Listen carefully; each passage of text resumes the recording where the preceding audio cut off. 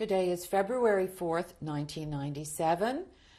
William E. Lang is being interviewed. His name at birth was Willie E. Lang. I am the interviewer. My name is Merle Gross. We are in Skokie, Illinois, in the United States of America. The language of this interview will be English. I am Merle Gross, interviewing Bill Lang in Skokie, Illinois. Please tell your name and spell it.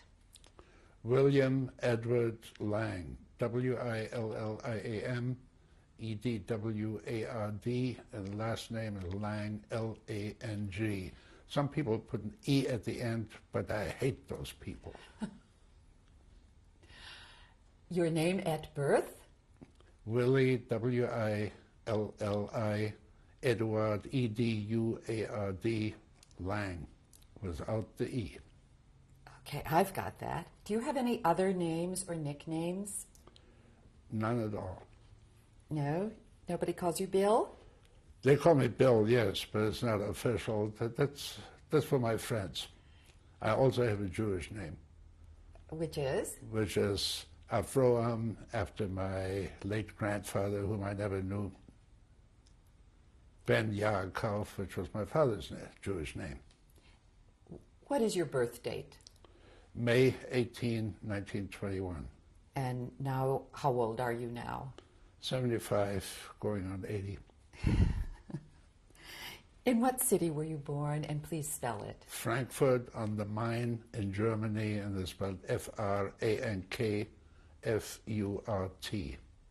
On the Main, the river Main is M-A-I-N.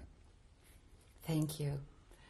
What are your earliest recollections of Frankfurt on the Main? My very earliest recollection is really, we were living with my mother's parents because there was a shortage of housing in 1921. And I will remember my grandfather, who died, that's my mother's father, who died when I was 3.5 years old. But I do remember him. I remember him babysitting, I guess you would call it, on the balcony of the house where we lived. I remember what he looked like. He was a very tall man, and I guess he kind of doted on me a little bit. Naturally, who wouldn't? And your grandmother? And my grandmother, well, she was around till I was 12.5 years old, so I have a lot of memories of her. These are your mother's parents? These were my mother's parents, yes. What did you call your grandmother? You know, I don't remember. I really couldn't tell you. So probably Oma, something like that. And you lived in their house? We lived in their house till I was 3.5 years old, and my parents were desperately trying to find an apartment where we could live away from the grandparents. And they found an apartment, and we moved into that, and then my grandfather died, and my grandmother moved in with us. So it was really self-defeating, but that's life. What was your relationship with your grandmother like? We were very close. My aunt has 3 children, and the youngest daughter was a year older than I, and we were very close. We saw each other several times a week, and I guess we probably were my grandmother's favorites. And of course, she lived with us, and so we were in constant contact. Your aunt, being your mother's sister, lived yes, close by? That's right. Well, in Germany, 15 minutes walk, 10 minutes, probably 15 minutes. And what was the relationship with your extended family like? Did you have holidays together? We had holidays together. We also had holidays together with various friends, childhood friends of my mother's mainly, who were more observant than my aunt was. What did your father do? He had his own business. He was in the German army during World War I. When he came out, he went into partnership with another gentleman, And they established a business on antiques, furnishings, upholstery, fabrics, and that type of thing. And then the other gentleman, Mr. Schlossberger, died, so my father became the sole owner. Did you go to that place of business? Oh yes, I went there very often. What kind of things did you do when you were there?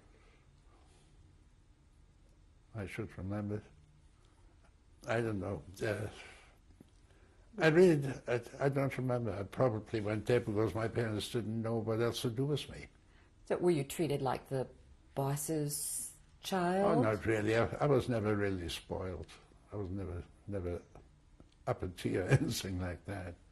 Besides, it was not that big a business. There were probably, at one time, there may have been 10 or 12 employees.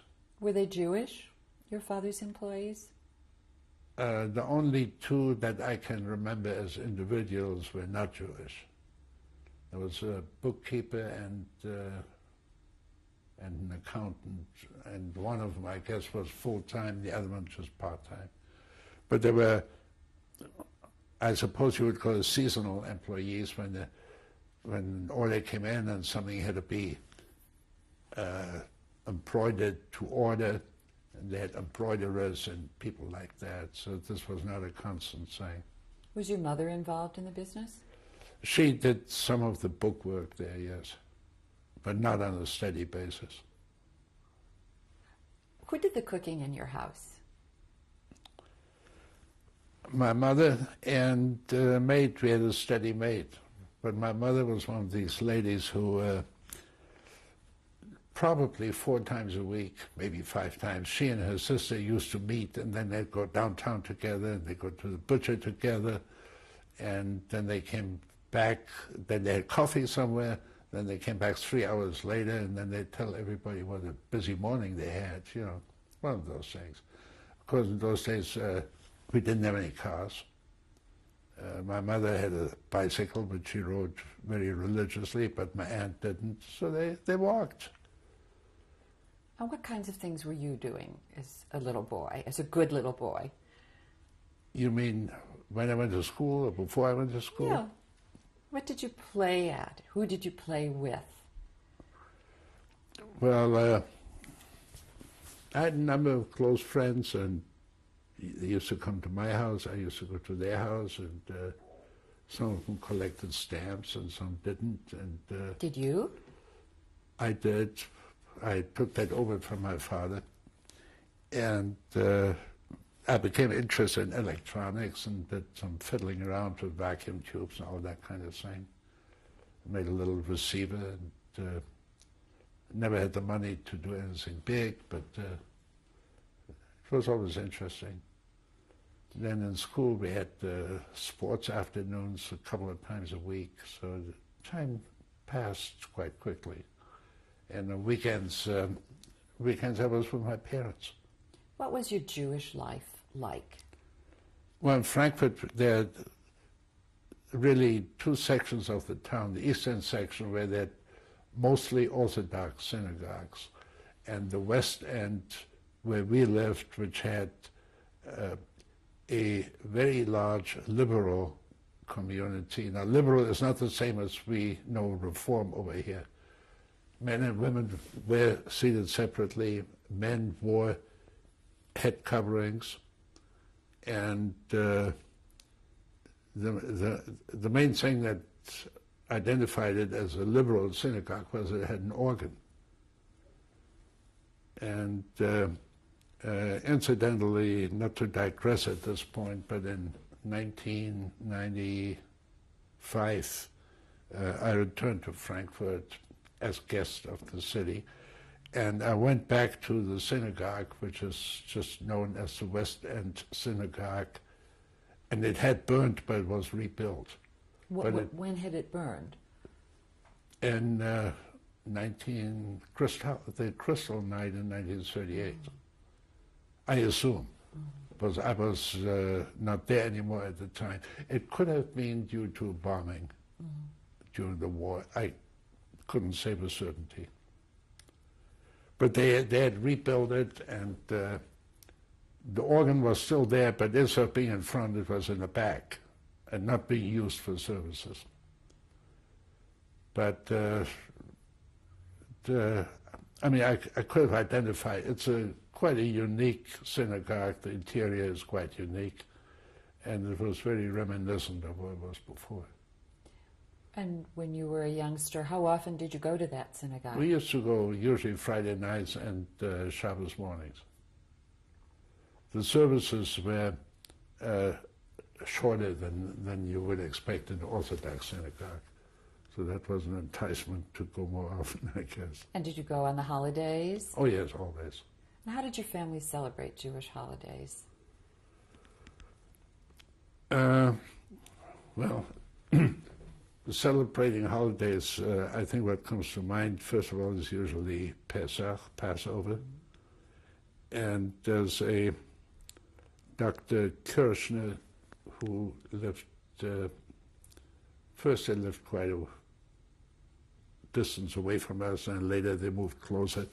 But his wife and my mother had gone to some college course. I guess they were being trained as nannies or something during World War I, white bandages and all that kind of thing.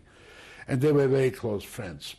And we used to go for one Seder to their house, and they come to our house for the other Seder. And my aunt and her family, they used to come to our house, but they didn't do anything in their house.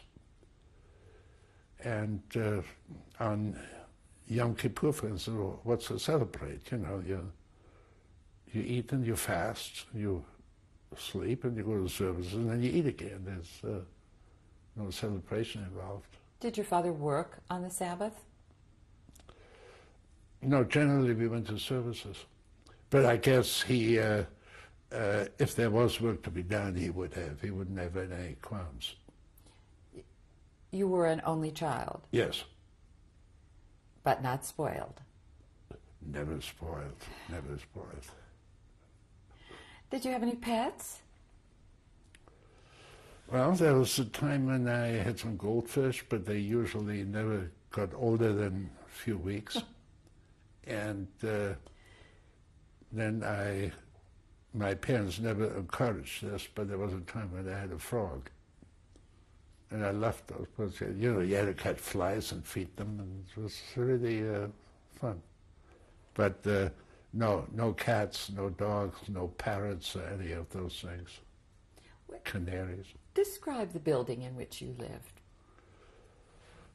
Well, the one that we moved into after we moved away from my grandparents, it was there was no elevator, but it had, I guess, 4 floors, or three apartments. On the first floor was a dentist, a Jewish dentist, who later emigrated to London with his family, and he had his practice in the apartment too. Then the second story, which in Europe they call the first floor, that's where we were. And above that there was the owner of the house, who was an elderly lady, and I believe she was a widow, and she had a housekeeper and another maid, I suppose you would call it, and that woman's daughter, so she didn't have to do very much except collect rents.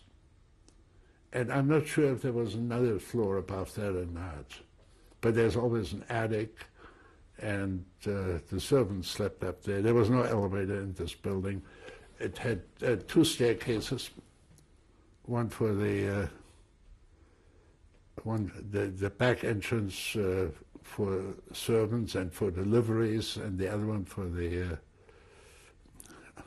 what you would have called our type. So it was sort of a fancy kind of building. It was. It had a big balcony in front, and it had a huge veranda in the back, which gave out on a garden where we played, and it was a very large garden. You had a room of your own? I had a room of my own. Talk about school. What was school like for you? What are your earliest memories of going to school? I really didn't know what to do with myself. In Germany, it's always a custom that on the very first day of school, the parents take you there naturally, or the mothers take you there, and you get a conical bag with sugar and sweets and stuff. And I figured if that's what school is like, it's okay with me. But this changed very quickly. We had, in our class, we had the homeroom teacher, I guess, who taught all subjects except religion. Now, when I went to school, it was in the middle 20s, and you still had classes in religion. So we had the religious teacher, and I understand that he was deported later. He never made it out of there. But besides that, I don't think we had any other teachers. That was it. So describe what your religious education was like then. Well, even though we were in the living in the West End, there was a Orthodox synagogue very close by, and we used to go there Shabbos afternoon and also during the week, and we had religious instruction there. Did you study to have a bar mitzvah? Oh, yes. And this may amaze you, but the rabbi that officiated my bar mitzvah, he used to have a bar mitzvah class that he held at his own house. And even after my bar mitzvah, I continued to go there, even if I didn't have to. I was very good. I told you I was very good. Yes, because you enjoyed it, obviously. I enjoyed it. He was talking about things that are really way over the head of 13-year-olds, but one of the subjects I remember very well is Zoroaster. I can't even pronounce it. The influence of Zoroaster on Judaism and things like that. It was quite fun. But it's things I never heard of before, never learned to pronounce it. Were most of your classmates Jewish? No, not at all. Now in elementary school, which is the one I was talking about, there were probably, class size must have been probably 25 to 30 or something. There were probably 4 or 5 or 6 Jews, that's all. Did you go to a public school? Yes. And did boys and girls attend the school? No, only boys. I never heard of a mixed school till after I left Germany. I thought schools only came in 2 kinds, boys or girls. So how long did you attend elementary school? 4 years. Just until you were, how old? From 4 to? I must have been 9 or 10. And then what school did you go to? Then I went to a high school, Goethe Gymnasium, Goethe named after the poet, and gymnasium means gymnasium, but that's a German word for high school. It had nothing to do with doing push-ups and that. And what kind of academic program then did you undertake? Well, this particular one that I went to, we started out with French, and 3 years later, we added Latin, and then at the time I left, when I had to leave Germany, they were just starting on Greek, but I missed that part of it. So I had French for 5 years and Latin for 2. Now, roll back a little to when you first entered the gymnasium. That also was not, or it was a mixed school. That was a mixed school, yes. And who were your friends? They were essentially pretty much the same ones that were in elementary school with me, because we lived in the same area, and you went to school according to the area you lived in. Now, one of them is, as far as I know, is still living in Australia. And another one I lost track of, even though I tried to find him when I was in Israel, was he and his family emigrated to Israel. His parents died shortly after the end of World War II. I met him again in New York, and then once he came to visit my parents and me in Chicago before I was married. And then after that, I lost track of him. I tried to trace him in Israel, but I couldn't. Those were Jewish boys? Yeah, those were my two best friends. Did you spend time with any of the non-Jewish boys? I can't recall that I ever did. They had, somehow they had other interests. Did you belong There was a division in our school also between Catholics and Protestants. We didn't have too many Catholics, which was surprising because there were quite a few in Frankfurt. But they also didn't mix. It was very interesting. And quite truthfully, in those days I did not know the difference between the Catholic and the Protestant. To me, I didn't know what distinguished one from the other. I had no idea. Were you picked on because you were Jewish ever? Not physically, but they did call you names. Some of them, not all of them. How did you spend your time, your free time, after school time? Were there clubs or groups? Well, there were some sports. I took I went to gym classes, not related to the school. And we always had homework. And I don't mean half an hour homework. You know, if you had 4 classes in the morning, you got homework from 4 classes.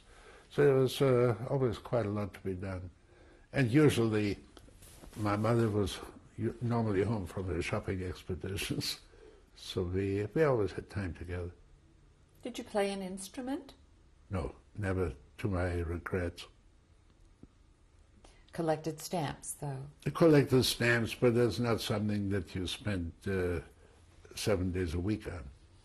How did you spend your summers? We usually went away on vacation in summer for several weeks. My father was born in Constance, which is right on the Swiss border, on Lake Constance, and his sister was still living there. And just about every year we went to Constance, either just to Constance or in conjunction with going to Austria or Switzerland, and we stopped there. I remember a couple of years I went to Switzerland with my 2 friends. At those days we must have been 13, 14 years old, with a group of Swiss Boy Scouts, and this was without parents. So we were gone for a few weeks. And then the one went to see his relatives in Basel in Switzerland, and I went to Constance. We always ended up in Constance. Now, this is part of you said you went with Boy Scouts, or there were other Boy Scouts? This was a Swiss Boy Scout organization. And they were taking Jewish children from Germany. You paid so much, and they put you up. Did you want to be a Boy Scout in Germany? I belonged to a Jewish Boy Scout group in Frankfurt. Jewish Pathfinders, that's what they call Boy Scouts, the Jewish Boy Scouts of Germany. How old were you then? I must have joined them when I was probably about 12, give or take a little bit. When you were about 12, it was 1933. Right. What was happening in Germany that you were aware of? How politically Well, aware Hitler, were you? of course, came into power end of January. And first there was really no immediate effect. And as a matter of fact, I went out on a limb. I had a bicycle, and I bought a little flag that goes from the handlebar down and with the Social Democrat insignia. And I put that on my bicycle. When my parents saw that, of course, they flipped. And this was not a healthy thing to do during Hitler's time. Now, our school had a place in the country where usually one class would go at a time. And I remember we went there for a week where we did hiking and all kinds of things. And on a later visit, we learned how to throw hand grenades there. You had to crawl on your belly and reach out, get one of those German hand grenades that were shaped like bottles, and throw them over your head so you make sure that they landed in front of you and not to the side. But on this particular visit in 1933, I guess it was 33, but it could have been 34. I remember my parents picked me up when I came home, and that was the day that they had to do killing the Rome and the night of the long knives, they called it, the generals, and this was kind of an ominous sign. This was the first real, I think it was 1934. I believe the Reichstag fire was in 33, and there were a lot of ominous signs.